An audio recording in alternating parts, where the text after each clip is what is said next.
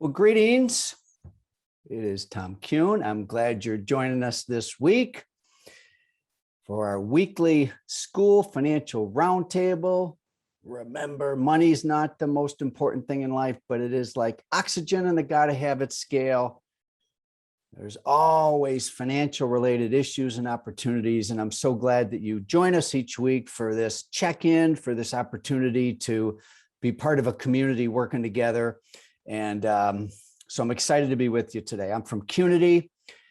We like to make things that are complicated, confusing, and overwhelming and make them simple and visual and create a clearer path to prosperity, whatever that means for you, your team, your students, the industry. We just announced 2 weeks ago the launch of our new course for students. We like to think it's one of a kind. It teaches financial skills and financial success, and we're super thrilled about it. We are doing that in partnership with Pivot Point. So welcome to week 8 of these school roundtables. Schools are such a big part of the ecosystem, and it's really nice to be able to connect with you on a weekly basis like this. Special thanks to Pivot Point, our great partners.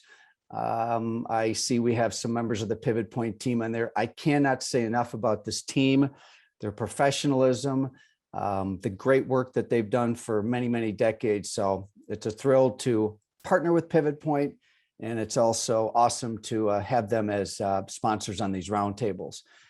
We also have Lightheart Sanders CPAs that sponsor this roundtable. And today we're going to feature again Jared Sanders. As someone that knows Jared said in the chat, the man, the myth, the legend. Jared, that's a lot to live up with. We'll get to you in a few minutes, okay?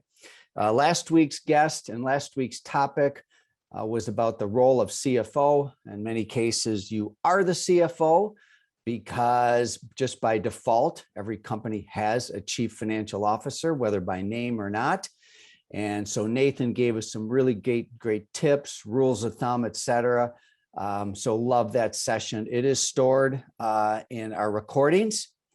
Now, also earlier today, we did week number 54 of the roundtable that we do for salons and spas. Hello. And hi, Jared, we'll get you in a minute, okay? And on this morning's roundtable, we had a topic that came from a member of our brain trust, and it might be of interest to you. We had Tracy Herring and Melody Van Drunen, and the subject was change management in theory and practice. Tracy actually came from a corporate environment before she became a business owner, small business owner, and she shares different things about how to create change, whether it's change in technology, staffing, systems, pay, which was the example that we used with them. So anyway, and they also shared some great visuals as results with compensation and how you communicate compensation to your team and sell what you already have. The labor force is very tight right now.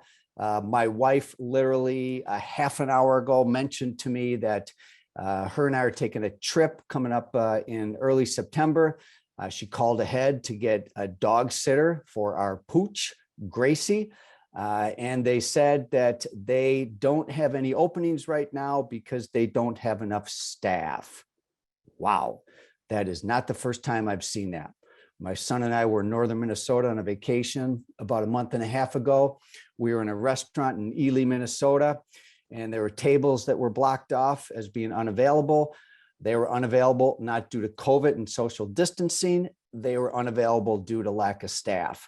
So anyway, check out this session this morning. I think you'll find it helpful. It's not specifically for schools, but it's something that I think you'll get a lot out of.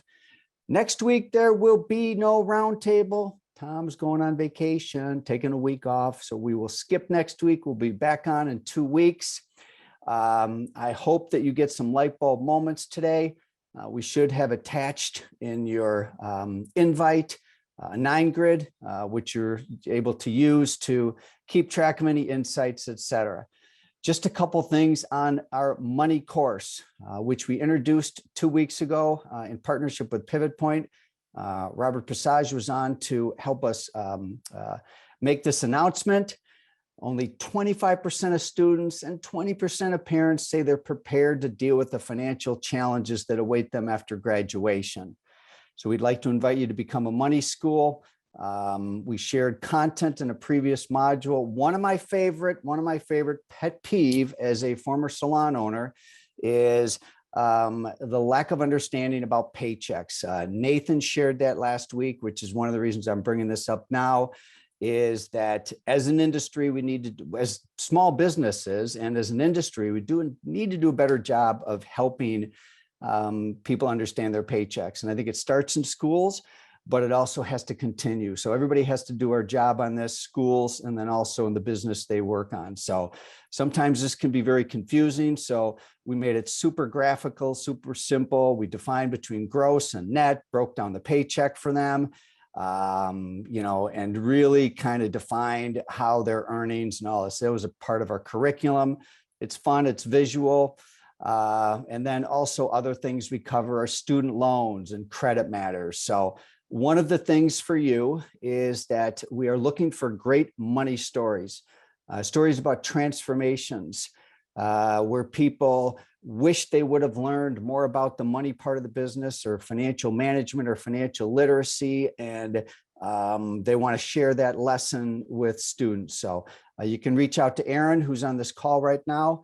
If you want to be a money story for us, you want to become a money school, go to our website. You can also go in the chat and message Aaron.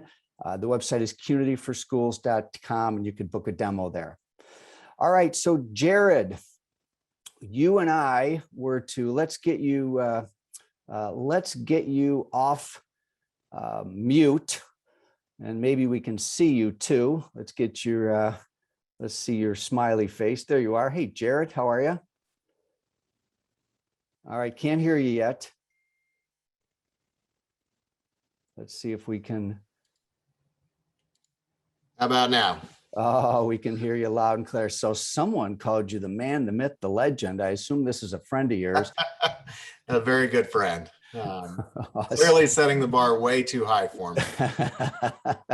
Well, I wish I had an introduction like that. So, I reached out to you. You reached out because, first of all, you were on a vacation and you wanted to just get an update on what you missed. What the heck? You take the month of July off every year? What's up with that? Tell us about this. Yeah, no, it's most of our audits, because they're beauty schools, we have a hefty June 30th deadline. And then, we like to get out of the South and go out where it's cool. So we have family out West, and we typically go out and spend some time in the mountains, spend some time with family, and cool off while everybody in Mississippi melts. Very nice. I remember when I was a CPA in the wings of youth, that one of the things I loved about it is that for a while I was independent, and I would take off every May and June. And that was a great way to spend your second half of your 20s. So anyway, listen, you have a benchmarking project. And so let's talk about that today, because I was on with you on May 19th. You were on our first roundtable. You reached out to me and I thought, who is this guy? So I got to know you, and I've enjoyed getting to know you. Thank you. How many schools do you work with? About 115 beauty and barber schools. That's a lot of schools, man. Whew. So you have a little bit of expertise in this field then, huh? Definitely see a lot for sure. Yeah. Okay. All right. Now, one of the things that I found in talking to school owners is the same thing I found in working with salons. And that is, there's not a lot of really great benchmarking that occurs in schools just like salons. And you are determined to do something about that. And I love that. And I'm an unapologetic sponsor of what you're doing, because you're trying to get good data. So congratulations on that. Thank you. So you've been working on this benchmarking project, starting with your own clients for how many years? About 5 years. That's a long time. And Yeah, it's been a work in process trying to just get everything set up and on the same.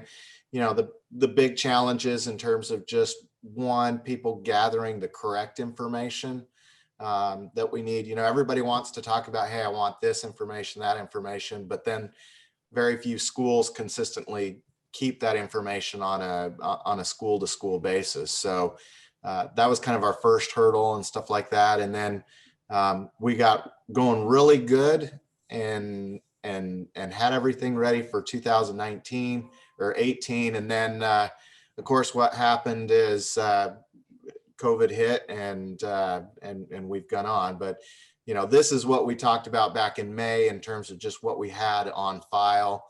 And this was based on our schools, going up until through the 2018 financial statements. And now we're ready to get caught up. Last year, with the extension and stuff like that. Normally I can take July off because everybody doesn't want to talk. Nobody wants to talk to their auditor right after the audit season. And so my phone goes quiet for July. And then in August was when we typically kind of regroup. My staff has come back from their vacations and feeling upbeat about life again and stuff like that. And so August is normally the month that we would try and tackle taking everything that we've done in the prior audit season and getting it into our system. And so last year that didn't happen because COVID extended the deadline, which meant that a lot of our audits that we would normally complete by June 30th didn't get finished until last November, December. And then we rolled into 2020 audits and stuff like that. So we started a couple days ago, actually, just gearing up and starting to input the data for 19 and 20 to bring it up to speed and get us some accurate numbers. And it'll also tell us give us a little idea of what, in general terms, what happened to the industry with the first 9 months of the COVID excitement. So if somebody that's part of this call today is already a client of the man, the myth, and the legend, you, then they're automatically in this study. Is that correct? Yes. Yeah. Okay. We've already got their information and nothing on there unless we contact them for additional questions and stuff. But they're good.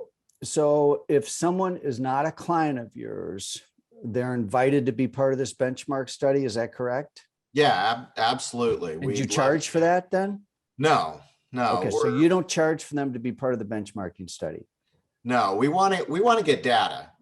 This is something to help ourselves from an audit perspective. When you're done with an audit, you're always supposed to step back and say, does this make sense? Well, not being able to actually say, okay, hey, does this make sense compared to what I'm seeing from an industry standpoint was huge for us. And that's one of the reasons we started doing this, was just from an internal audit perspective, to make sure that what we were seeing is correct. And so my whole focus is just to get data. So if somebody wants to participate, you don't have to be a client of Lightheart Sanders. We're not going to harass you to become a client. We want to make this as industry wide as possible and to keep this project kind of going forward. And if you want to share your information with us, then we're more than happy to share the information, the results of the study back to you. Okay, so no pay to play. And if you play, you actually get the data, right? Yes. Yep. Okay, so what's involved in playing? What's the easiest way? Should they just send you an email? Yeah, send me an email, and I'll get in touch. We'll send you out kind of a list of what information we're looking for, what format. We can have a phone conversation as well, just to kind of help you get there. Our biggest concern is we don't want it to feel like iPads or some other burden upon you in terms of reporting this to the federal government or something. But we do need to get information. So, it may be that you keep your books with sufficient detail to answer some of the questions that we've kind of keyed into in terms of what we're looking for. And if that's the case, then it may be pretty minimal in terms of the information you got to go get other than your financials and stuff. But if you're keeping a very generic set of books, that it may be that we ask you some questions. And honestly, if most of those questions, if we're asking you, you might want to consider whether or not your accounting system is doing what it needs to from a management standpoint. We often talk about, hey, I need this for compliance from an audit perspective and stuff like that. And we don't go into the detail of what somebody that needs information to manage a school and make good decisions. We're really just presenting it in as little detail as possible for the department to get off your back. But the benchmark study is much more focused on information that applies to management decisions and stuff like that. Okay. Yeah. And it's immensely helpful to be able to measure your business against peers. And certainly there's brands that do their own independent benchmark studies, but this is not defined. This is brand agnostic. You don't care what brand they're affiliated with, if they're a school. And so it's industry neutral, brand neutral, and all of that, correct? Yeah, I mean, we have clients across the board in terms of those that are branded, those that are mom and pop, and stuff like that. I mean, it's good breadth of things to be able to really truly see from an industry standpoint what's going on. So I was invited to undertake something very similar 11 years ago with something I've called the 2 to 10 project. And I very much can relate with your experience because we did it on the salon side. And some of the findings that came out of that was just priceless. Some of the assumptions that we had about different expenses and the business model really still are relevant today. So again, I'm going to be sponsor or no sponsor. It's great to have you sponsor on here. I don't care. I love the fact you're doing this, and I'm going to invite members of the community to reach out to Jared, be part of this. It's really just giving information. They are a CPA firm. Obviously, they have the ethics and the standards that are necessary for security and confidentiality and all that. So I'm giving you a plug because I think that what you're doing is awesome. And I think the professional beauty industry needs to do more of this. So shout out to you. Okay. Thank you.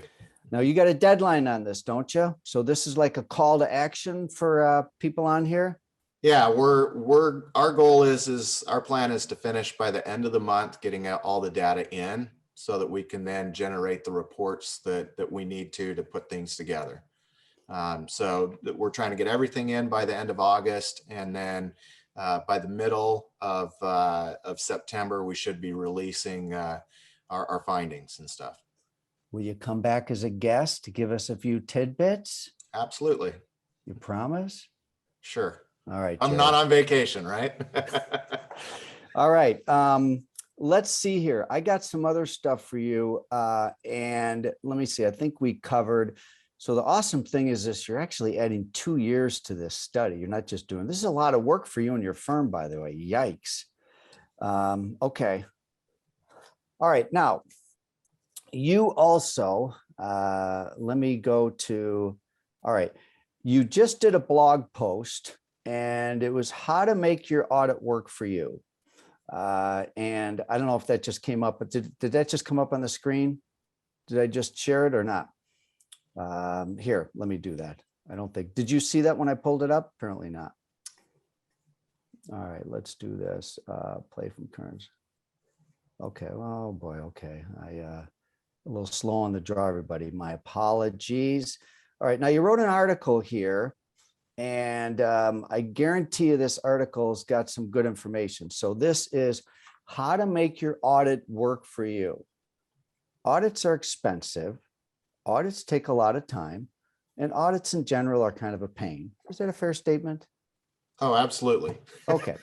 So you might as well get as much as you can out of it, right, Jared? Yeah, I mean, you've got the information, you went through the pain and suffering. And so, yeah, you know, there's some power from stepping back and saying, what can I learn from this? So, gosh, I was an auditor. That was actually how I started out as auditor for a big firm, and then I switched to tax after 1 year. But the whole audit piece, to my shout out to listeners is that as long as you went through the audit, it actually could be the most valuable part of the audit is what comes out of it that is suggested in your article.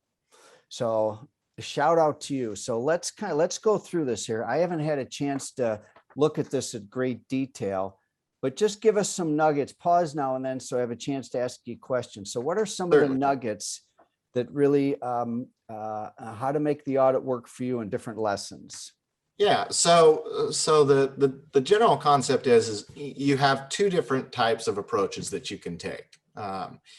What typically happens at the end of an audit, you get it, it's submitted to the department, it's submitted to NACIS, everybody's happy, and you take that report and you shelve it into a file cabinet, and you don't ever want to think about the audit again, right? And then you rinse and repeat that 6 months later when you got to go through it. And in discussing that with my team and stuff, we decided with this blog, hey, let's step back. What lessons can be learned in terms of the process? So if you step back and you think about it, the audit is a good time to catch a couple things. The first one is just from an overall standpoint, like having that conversation with the auditor to say, what part of my audit sucked? In terms of like, what gave you the most grief? Was it getting the information? Is it how I'm recording it and stuff like that? Like what did you see? So, in an audit process, you have somebody that's coming in, they're looking at your systems, they're taking your numbers, they're adjusting, making those adjustments and stuff like that. And so it's a good opportunity to have somebody, maybe you don't have a CPA on staff, maybe you don't have somebody that is really familiar with different systems and processes and stuff. Now you got your auditor coming in who does have that skill set to be able to just simply say, hey, like, what did you see? Like, is there things that I can do better in terms of one, getting you the information, but also like, did you see weaknesses in terms of internal controls? Do I have areas that you just kind of shook your head at and said, man, we'll go through this and move on with life. So we kind of talk about two different areas. One is your systems and stuff like that in terms of what was difficult, but also then taking your audit and looking at it from adjustments and stuff like that. Did the auditor have to adjust your books a lot? The question then becomes why, and what can you do to do that? It's not just about getting through the audit from a management standpoint. It really needs to be like, am I getting good information? Like if there's large audit adjustments at the end of the year, then that means that month to month, the stuff that you're looking at is probably incorrect, or at least not set up in terms of gap and a timing wise. Yeah, that's let's pause there for a moment, because to me that is a really good shout out. So in today's world, speed is important, and there's audit is really for external reasons, but meanwhile internally, month by month, week by week, day by day, they're running a business. And if they are looking at monthly financial information that's incorrect, we'll make wrong decisions. Fair enough?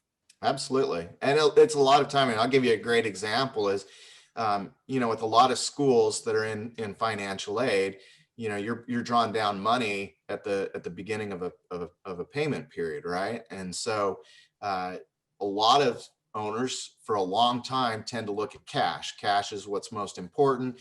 Do I have cash? Can I take the cash? And stuff like that. So if you're going off of just the amount that's in your bank account, then you're missing the fact that you've got to teach that student for the rest of the payment period before you get another influx of cash. And so you expand that across to all students and stuff like that. There's a lot of schools where they get in trouble is they see a good drawdown of cash and stuff like that. I got good cash in the bank.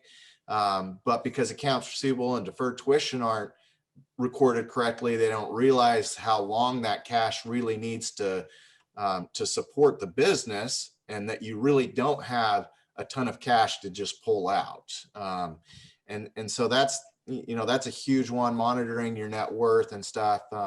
If you've got big adjustments to your accrual accounts receivable and deferred tuition, usually the biggest ones, then that's not going to give you a good, accurate reading about what your equity is, what the cash available to pull out and stuff. And it just causes a whole bunch of issues. Gotcha. I'm looking at the article here. So how do this article, it's on your website, is it? It's on our website. It's in our news section. That's where all of our blog posting is. And so you just go to the website, click on news, and I think it's one of the top 2 or 3 that are up there right now. Okay. All right.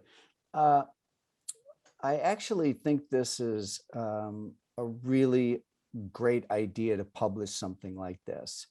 And it is such a huge call out to actually make your audit work for you. Again, audit is compliance, is something we have to do. It costs money. It takes a lot of time. It's like a necessary evil, but here you're turning it into an opportunity to leverage it to improve your infrastructure, your systems, and ultimately your cash flow and performance, right? Yeah, and it just allows you to do better. And to be honest, just taking these types of things and making your audit go smoother next year as well.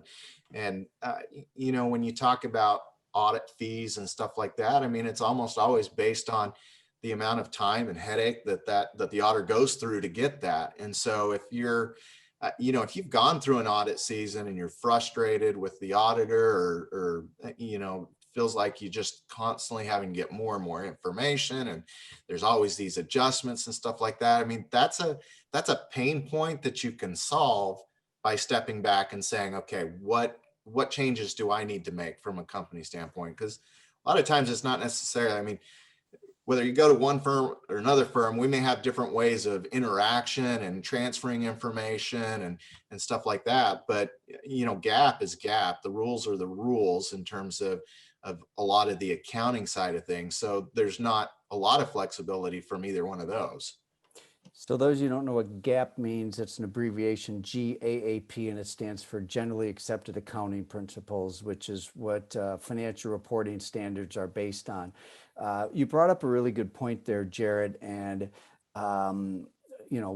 these are business owners and leaders, and most of them are going to have the P&L is near and dear to them. And what you just did is you opened up the door for a line item on the P&L that is more manageable than many people think. And I know this by experience too. So I'm going to reinforce what you just said. So in other words, if the client delivers the information to you in a nice, clean and simple format, and you don't have to do a lot of back and forth, and you don't have to be requesting more information and waiting, are you saying the audit fees can drop? Oh, absolutely. By a lot or a little? Usually it's a pretty decent amount. I mean, it's usually, if you think about it, a standard audit is roughly about 15,000, and that could fluctuate anywhere from $3,000 to $4,000 based on the simplicity of quality of information that you've been given, because you spend less time. And when we go through, it's not like we go through the list and we're like, oh, I don't like that person, I don't like that person's hair and stuff.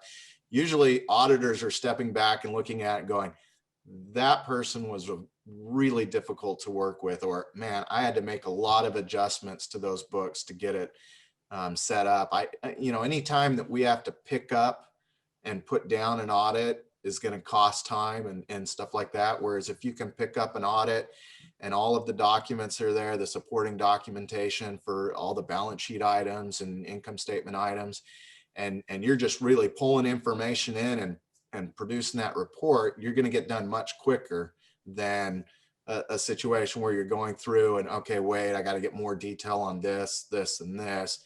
You send an email, then we move on to the next audit, start working on it. Then you got information back. So I got to set that audit down, come back. That's what generates the additional time spent, which is what we all, at the end of the day, almost all of us, everything is based on time. That's what we're selling. So it's a slippery slope here. I don't want to get in trouble with you and your partners. But here's a shout out to all of you guys. Why don't you figure out how to create a win-win with your accounting firm and save 10%, like $1,500. And I guarantee you, Jarrett and his partners, they're going to have less money coming in for the audit, but they're going to have happier staff because it's a lot more enjoyable. So I'm pretty sure, Jared, you'll trade the money any day of the week. Say, go ahead, you guys. I'm happy to lower your audit fees. Got to be careful here, Jared, okay? Because I don't want you, you and the man, the myth, and the legend to take a hit in the fees. But you're right. This is a controllable line item on the P&L that most people don't realize in terms of how they do it. So this is the importance of creating a really good dialogue with the auditor and having a conversation. So. Absolutely. I mean, I know that it's it's a slippery slope in terms of getting in trouble, but the truth of the matter is that when you look at your relationship with your auditor and stuff like that, I mean, there's a lot of it that goes into it in terms of just, do I have a partner in it? And we feel the same way. Like, is the school acting like a partner, or are they acting like the kid that's at the back of the classroom that doesn't want to be in school, doesn't really want to deal with you? This, if this is just, hey, you're doing this because I have to, because the department tells me and stuff like that, then if you're treating us as being just, hey, you're just a necessary evil, and I will deal with you when I get around to you and stuff like that, it's gonna drive your fee up, drive us crazy, along those lines, stuff like that. And honestly, like, it's not the type of relationship I already recognize. Look, just having the name auditor behind me, I've already got a punching bag to my face 9 times out of 10 and stuff like that. So for us, it's like, we want to find people that are on this, that want to act like they're on the same team as us. And so, for us, finding somebody that it's like, okay, we all got the same goal in mind of getting this done, making it as smooth as possible, transferring that. I mean, that's the type of relationship, and you get that relationship with your auditor, and you're going to see your fees are going to be less. Your happiness of my staff and us is in terms of what we're willing to do and stuff like that.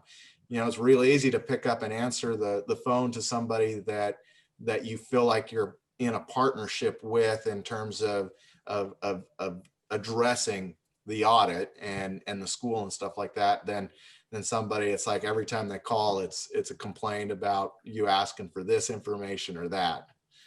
How amazing that we could have people stick around and listen to us for 35 minutes here and talk about things like audits and that kind of stuff, and keep it interesting and engaging, which I hope it is to all of you. Eric says you're worth every penny. And Michael wants to know have you seen any savings due to not traveling to audits? Thanks, Eric. I'll take that. In terms of not traveling, I think it depends on the firm side of things and stuff like that. We're really anxious to get back and do our audits. I think you could see some, but it just depends on your firm, right? The audit firm. So we had already shifted over our firm wise to doing like digital file reviews, submitting information electronically and stuff like that. So most of our audit work had already shifted away from what was normally spent during the site visit. So normally you would have somebody in your office 3-4 days going through files, asking questions and stuff like that. So you in your audit fees, whether it's part of the audit or tacked on top, would be paying for somebody to fly out and and spend all of that time there. For our firm, we had already shifted away. Other firms I know had to kind of adopt that. So then it was them buying the systems and stuff like that. So they incurred costs in a different manner that they may or may not have sent to you. I got a comment on this one. It's a great question by Michael, and thank you, Michael, for the question. And I could see where on paper, yes, it would be like, yes, save. But here's the deal. I do know that there's a certain efficiency that comes from being in person that does save time. So it's not necessarily, there's pros and cons to it in my experience, that yes, there's not travel, there's not that expense, but there is an efficiency that comes from being able to get the information right away and the process. So those are just my comments, Jared. And Jared or Michael, I love the question. Thank you. Jared, this is good stuff. And again, guys, please, this is not a license to go back to Jared and say, oh, our fees need to be cut. This is really about a partnership. And this is a guy that's got his head and heart in the right place. And I saw that from the first conversation. Now, Jared, as you know, near and dear to us is helping create greater financial literacy and greater confidence in the professional beauty industry, starting with students. And I mentioned some of the things in our course, like how to understand the paycheck, credit reports, student loans, saving money, all that kind of stuff. So, you're also a parent, and I think you have a handful of kids, if that's right, huh? I have 6. 6 kids? Yes. Yeah. I came from a family of 7. Anyway, did you teach your kids financial literacy? Yeah, I mean, you try, right? I mean, I could go down the list of things I tried to teach my kids, and whether or not it stuck, I don't know. But actually, one of the fun things I'm doing with my older kids, my oldest is 21, so I've got 3 of them that are out of the house. They're starting to work now. We obviously talked a lot about paying for college and Title IV and stuff like that, but we've talked a lot. I actually talk with my older boys about investing strategies. They're much better in terms of finding out things and stuff like that. So it's been kind of a fun conversation. And ultimately, that's at the end of the day, that's the big part of it. Like I've told my kids, look, the key is to just have conversations and soak in as much information as you can. One of the things that we have in our course is the importance of asking for help, who to ask for help, how to ask for help. And then also money in relationships. What many people underestimate is how big of a factor money will have in your life as it relates to relationships, marriages, parenting, of all that, siblings, and to really teach students not only the basics about money management, but also how that's going to affect the rest of our life, is something that I feel very passionate about as a person that cares about this industry, but also as a parent, right? Oh yeah. It's about giving people a basic skill set of understanding, whether they implement it or not is on them. But, for a lot of people, it's just not really understanding that 5th or 6th consequence of the decisions that they make. Yeah. Jared, I appreciate you. It's great to have you back. Sounds like you went to a lot of wonderful states. You went to Utah. You're from Idaho. I didn't know that. My son and I did the 5 national parks in Utah. Recommended to all of you. If you have not done the 5 national parks in Utah, do it someday. It's awesome. I'm assuming you've been to many of them. We have, yes. Yep. Do you have a favorite before I let you go? Favorite national park in Utah? If Uh, anybody else has been there, put in the chat your favorite national park in Utah, because it's hard. Yeah, it's hard to pick them. Arches is a lot of fun. A lot of it depends on what you're wanting to do, whether it's hiking or biking or getting a UTV and driving around, being crazy and stuff like that. So we typically end up at Arches, it seems like. If not, Zion's is part of it is finding where the crowd isn't. That's right. Yeah. For us. Jared, you get another $1 million light bulb. So this is your second in the collection. They'll be sent out to you at some point in the future. If all of you could, let me see here, Rexburg, Idaho. Diane, that's where I grew up. I grew up in Rexburg. So that's awesome to have such a small, tiny community connection. Oh my gosh, they grew up probably knowing a bunch of other people. Here we go. We probably won't want to talk about that. So all right, you guys take this offline, and Jarrett, let's give Jarrett a collective round of applause. Give him a shout out in the chat there, will you? Make him have him give the guy a little love here. How much of what's happening currently do you expect to have an influence on the benchmarking? That's a very good question by Susan. So why don't you just address that, and then we're going to move to wrap up, okay? Okay. It would be nice to know in terms of what specific things in terms of affecting the benchmark. I don't see that question on I think what it is, we might have to table it, Susan. I'm sorry, we might have to table it for another session, but I think she's talking about COVID and 2020 and what that year looked like and how that's going to mess up the benchmarks. And, you know, I certainly, it's an excellent question. Yeah, no, I fully expect, you know, obviously, you know, your floor revenue and stuff like that is gonna tank and stuff like that. And we've been talking about some ways to kind of address that. I think we've talked about looking and trying to identify, because it varied from state to state as well. And so getting some information, additional information, like how long was your floor open and stuff like that, because some of the things that we want to answer is, you know, especially as people are rolling back, like, you know, is the decrease in rolling back, is it because people are not coming back to the clinic, they're extending their, you know, instead of getting a haircut every 4 weeks, they're going 6 weeks or 8 weeks? Or is it that they realized that putting on a number 3 clipper on and buzzing their hair actually is about as good as they look anyway?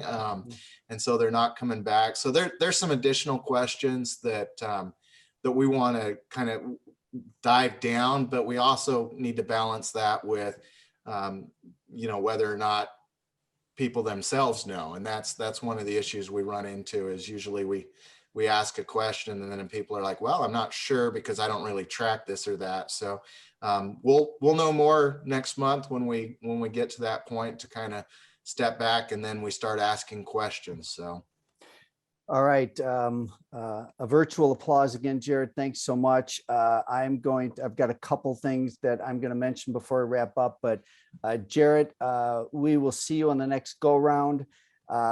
Just a quick shout out to who's joined us. If I don't mention your name, it's because I probably can't pronounce your name, and I'm embarrassed to say that, but it tends to be one of my many flaws. Hello, Ann and Caitlin and Connie and Diane and Diana and Eric. Eric's a big fan of yours, by the way. The man, the myth, the legend. That, you know, I'm going to use that for you. Jamie, Kevin, how are you today, Kevin? It's good to see you. Hello, Lori and Lisa. Mark Gonzalez Pardo, how are things in New Mexico? Matt, Michael, what is going on in the Pacific Northwest? And Patricia, always great to have you. Oh, I see Roxanne's on here too. Sabina, nice to see you. Sharon, Susan, thank you for your comment. Terry and Vasilic, V, thank you, V. I appreciate it. That is a little bit embarrassing, but anyway, with that, let me see what else I got for you guys here real quick here. So we gave him the light bulb. Member, become a money school. Here is the website, qnityforschools.com. You can book a demo. Closing thoughts. My closing thought for you today is a quote by Lily Tomlin. And that is, I always wanted to be somebody, but now I realize I should have been more specific. Anyway, the power of being very specific in your goals and your intentions. We hope that you each have a great couple weeks. Thanks to Jared for being our guest. Thank you to Pivot Point. for being a sponsor. And thanks to all of you for showing up today. So we got 47 minutes after the hour. Gone next week. Goodbye. All the best. Thanks again.